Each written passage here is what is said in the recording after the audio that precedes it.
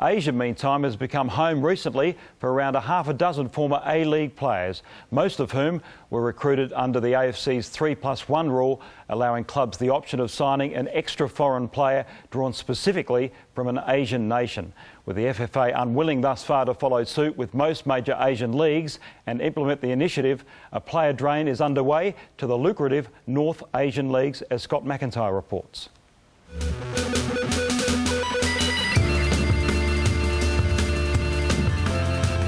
A vast swathe of the earth, from the far western tip of Syria through to the deserts of the Middle East, down to the monsoonal lands of the south and the flashing metropolises of the north. Asia has until recently remained largely out of sight and out of mind for Australian footballers. But with the advent of the AFC's 3+1 rule, allowing clubs the option of signing an extra foreign player drawn specifically from an AFC member nation, the continent has suddenly opened up as a genuine footballing option. But the new reality throws up a lot of questions. What are the motivations behind player movement? What are the implications for the A-League? And what are the challenges and benefits in places such as Korea and China? I think any sort of Asian country is a bit of a culture shock to where we're from. But it's, you know, I'm in a third biggest city, so it's only 30k from Seoul, so pretty happy about that. And, you know, the players are great. It's a professional environment. They train hard, so, yeah, it's great. Did any of the boys that have moved, particularly the couple of guys that have moved to Korea, give you a call? Well, I spoke to Jado. He was asking me about, you know, Korea and what it's like and stuff like that. You know, I gave him my honest opinion.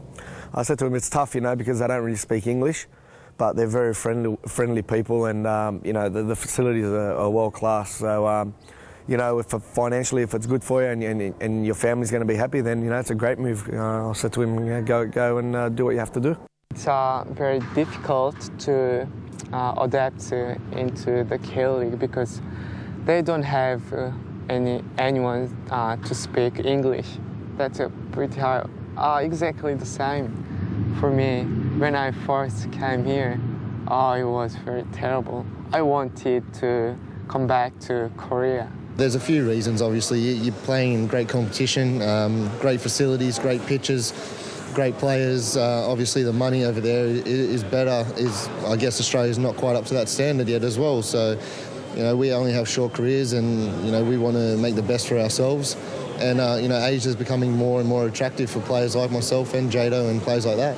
International movement is an inevitable but also a welcome part of Australian football. In order to increase our international competitiveness, we need to make sure that we have as many players coming through the elite system as possible, and that means we do have to access international jobs. But with that, questions are inevitably being asked about the level of player payments in Australia and the role of the salary cap in forcing players abroad, increasingly into the financially lucrative leagues of Northern Asia. It's a bit of a tough one, you know, obviously with this new rule that they're going to target a lot of the players, and hopefully it doesn't affect the A-League, because, you know, we want the A-League to be as strong as possible, you know, whether that's putting the salary cap up or being able to bring more foreigners or something like that. Just hope it doesn't affect the game itself. We think it's simplistic to suggest that the salary cap is what's forcing players overseas. What we're dealing with clubs which have much greater turnovers, much greater revenues and much greater budgets for player payments than what the Australian clubs have, even without a salary cap. But we need to really focus on what the salary cap strategy is about. It is not about keeping player payments down. What it is about is it's about maximising player payments, but we need to understand the business strategy behind it. I think the salary cap needs some flexibility written into it, because I think it's right now hurting the league. But I also think that, you know, if there's opportunities for Australian players to head abroad to stronger competitions, I don't think it matters whether it's Asia or Europe. I think, you know, stronger competition for our players means hopefully stronger Socceroos down the track. Average to good players here can go over there and earn maybe 100, 200,000 a year more than they can earn here. And it's going to be a hard one to step. Now the Asian market's opened up, Adelaide doing so well in the Champions League this year, it's going to be hard to stop that. And I know this, a lot of people say raise the salary cap, but to be honest, the clubs can't afford to raise the salary cap. I want to talk about salary. Salary is no good here. In the A-League players, average salary is 400,000. Yeah, that's a very pretty hard here. I heard that Joel is market player this season start, but he earns just $300,000 a year. But that's average Korean players. That's very different. The other pressing issue is what of the standard of the leagues into which the players are heading, and why the street at the moment is virtually all one way, with Australia the only major Asian nation yet to adopt the AFC's Asian Player Birth Initiative. I just think maybe we're still a bit young and naive as far as importing Asian players are concerned. I just think that, you know, that maybe there needs to be more of a proactive sort of approach from FFA to encourage clubs, and that +1 rule would obviously be something along those lines. I do believe too that there is a degree of where we think we're better than some of these Asian leagues, where we're not, which we recently discovered when we played against an Indonesian 11 with an A-League 11 and had a 0-0 draw. I mean, I just think we have to be a part of Asia, we need to respect Asia a little bit more. I think it's just adapting to the different lifestyle. A lot of them come here not speaking much English. Like I know for my brother, Song when he first came didn't speak much English. So I think that's a big barrier for players coming here, and I think just financially too. Some of the big players in Asia are earning the big bucks. It's not really worth it for them to come. That's increasingly not the case for Australians heading into Asia, and while some players such as Scott Jamieson and Adrian Caceres have turned down deals to continue their development at home, others have gone for reasons that perhaps look better in the short term rather than the long.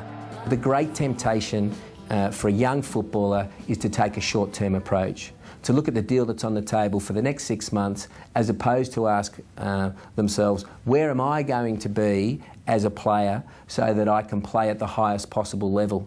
I think for players, a lot of them are doing it, I think now it's financially. For me, it wasn't financially. It was more just to keep playing, to keep getting picked in Frank Farina's Socceroo teams and get my caps up and then go to England. But whatever the motivations and outcomes, this is the new football reality for Australia as a member of the Asian football family. Scott McIntyre with that report, and the recent Asian exodus by Australians is the topic of discussion in Football Focus. Les, it's over to you.